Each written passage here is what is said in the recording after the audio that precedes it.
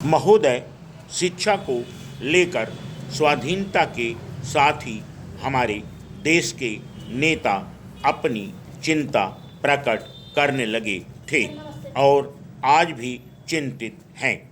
भारत के प्रथम राष्ट्रपति डॉक्टर राजेंद्र प्रसाद और प्रथम प्रधानमंत्री जवाहरलाल नेहरू से लेकर आज तक सभी एवं विचारक देश की शिक्षा पद्धति को दोषपूर्ण मानते हैं, परंतु अभी तक कोई निर्दिष्ट नीति नहीं बना पाए। कितने ही प्रयोग किए गए, परंतु कोई भी कारगर सिद्ध नहीं हुआ। अभी तक हम यह तय नहीं कर पाए कि हमारे बच्चों को क्या पढ़ाया जाए। हम यह भी नहीं सोच पाए कि हमारी अगली पीढ़ी किस तरह की बने।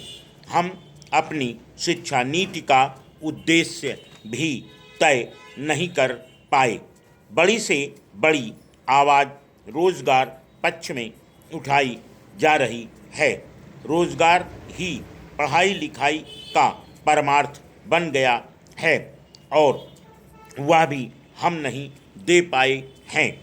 इसी बीच विचार में 2 पीढ़ियां बीत गईं।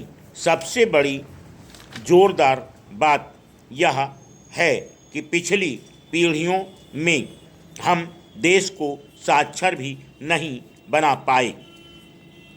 आज से 160 वर्ष पूर्व मद्रास प्रेसिडेंसी ने एक कमीशन के जरिए देश की शिक्षा प्रणाली की जांच कराई थी, जिसका सारांश ये था कि उस समय हमारे देश में इंग्लैंड की तुलना में पढ़े लिखे करीब करीब बराबर थे। पढ़े लिखों की संख्या 35% के आसपास थी। शिक्षा पद्धति में जब मैकाले का प्रवेश हुआ तो सब कुछ नए सिरे से पढ़ना लिखना शुरू हुआ।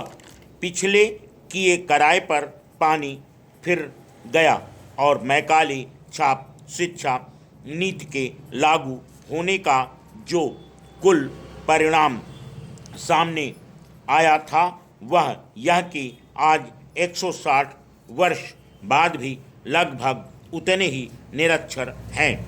यदि मूल कक्षा पद्धति लागू होती तो यह देश आज कहाँ पहुँचता, सहज ही समझ में आ सकता है। पुरानी शिक्षा पद्धति का स्वरूप यह था कि शिक्षक अपने ही घर पर पाठशाला चलाता था और विद्यार्थी वहीं पढ़ने जाते थे। शिक्षा के योगक्षेम की व्यवस्था बच्चों के माता पिता अपनी इच्छा से करते थे। प्रत्येक माह की पड़वा को भोजन सामग्री अवश्य नियम पूर्वक शिक्षक के घर पहुंचा दी जाती थी। गुरु पूर्णिमा पर अन्य पर्वों पर भी गुरु जी का विशेष ध्यान रखा जाता था। इन घरेलू पाठशालाओं में बच्चों को गणित और वर्णमाला पढ़ाई जाती थी। कहीं कहीं रामायण और गीता और महाभारत भी पढ़ाई जाती थी। समय बहुत कुछ बदल गया। हमारी शैक्षणिक आवश्यकताएं भी बदल गईं, परंतु गणित और वर्णमाला आज पढ़ाई जाती है। आज भी हम उस प्रणाली का उपयोग क्यों नहीं करते? जब से मैकाले छाप शिक्षा प्रणाली चालू हुई तब से हमारा जोर शिक्षा के बजाय स्कूल भवनों पर अधिक हो गया है। सरकारीकरण के कारण शिक्षक भी वेतन भोगी बन गए। शिक्षक से बड़ी इच्छा अब स्कूल इंस्पेक्टर की हो गई। यदि पुरानी पद्धति का यथेष्ट उपयोग किया जाता या उसे मान्यता देकर चालू रखा गया होता तो हमारा देश कभी साक्षर हो गया होता। उन शालाओं में जो गणित पढ़ाई जाती थी वह आज की तुलना में कहीं अधिक अच्छी थी। Full stop. नेक्स्ट। महोदय, अब जरा सोचें कि इस छोटी सी बात को समझने के लिए ना तो कोई कमीशन बैठाने की ज़रूरत है, ना कोई कानून बनाने की ज़रूरत है। प्राथमिक शिक्षा का सारा भार सरकार से उतर जाता अगर वह इतना साथ तय कर लेती कि शिक्षा प्रणाली को चालू रखती है और उसे प्राथमिक शिक्षा के समान कर दिया जाता। उस पढ़ाई के बाद माध्यमिक शालाओं में सीधा प्रवेश दे दिया जाता। इससे सरकार को न तो हजारों भवनों का, लाखों शिक्षकों के वेतन व अन्य खर्चों का भार सहन करना पड़ता और न आए दिन हड़तालों व आंदोलनों का सामना ही करना पड़ता, बल्कि कुछ विशेष प्रेरणा देकर ऐसे क्षेत्रों में भी पाठशालाएं खुलवाई जा सकती थीं जो उपेक्षित या तिरस्कृत क्षेत्र हैं, और यह काम भी गैर सरकारी तौर पर किया जा सकता था। अगर इसमें कोई व्यवहारिक कठिनाई है तो उसे दूर किया जा सकता है।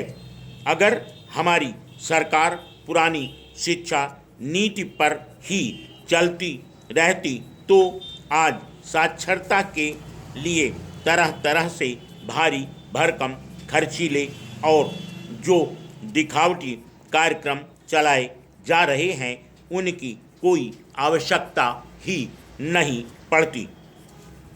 प्रौढ़ शिक्षा कार्यक्रम आज सरकार चलाती है क्योंकि अमेरिका से यह फार्मूला आयात किया गया है। सरकारी लोगों को यह कौन समझाए कि भारत का प्रौढ़ जन तो इतना शिक्षित है कि पढ़ाने वाले केवल वेतन भत्ता ही उठा सकते हैं। हस्ताक्षर करने की शिक्षा ही प्रौढ़ शिक्षा है, तो यह काम तो किसी प्रौढ़ के बच्चे भी कर सकते हैं। साक्षरता या प्राथमिक शिक्षा के एक पहलू के बाद इससे ऊपर की चर्चा के बाद इससे ऊपर की शिक्षा पर विचार किया जा सकता है। पहले तो हमें यह तय करना होगा कि माध्यमिक या उच्चतर माध्यमिक शिक्षा के ऊपर शिक्षा देने का काम ही सरकार के जिम्मे न रहे। जो लोग उच्च शिक्षा प्राप्त करना चाहें उनकी पात्रता निश्चित मापदंडों के साथ तय कर दी जाए और गैर सरकारी प्रतिष्ठानों, न्यासों एवं सरकारों को चाहिए कि यह इन योग्य पात्रों को शिक्षा के लिए साधन प्रदान करें। अभिभावक उनका भार उठावें या आयकर कानून में इसके लिए कुछ प्रावधान किए जाएं। उनकी परीक्षाओं या निष्णात होने की एक व्यवस्था कर दी जाए जिसके पार होने पर उन्हें योग्य मान लिया जाए। माध्यमिक एवं उच्च माध्यमिक शिक्षा के लिए स्वावलंबी या अनुदान योजना बनाकर सरकारी व गैर सरकारी सहयोग से शिक्षा चालू की जाए। इस शिक्षा के साथ शारीरिक शिक्षा भी दी जाए। शारीरिक शिक्षा में खर्चीले उपकरणों वाले क्रियाकलाप न रखे जाएं, बल्कि कुश्ती, कबड्डी, खो खो व उछल कूद, भाग दौड़ आदि तक ही सीमित रखा जाए। जो लोग खेल कूद में व्यापारिक लिहाज से दक्षता प्राप्त करना चाहें उनका खर्च सरकार को नहीं उठाना चाहिए। हमें यह देखना होगा कि शिक्षा को राजस्व से मुक्त कर दिया जाए और राज्य सरकार या शिक्षा का कोई भार न हो, इसके लिए स्वायत्त संस्थाओं का सहयोग लेना चाहिए। Full stop.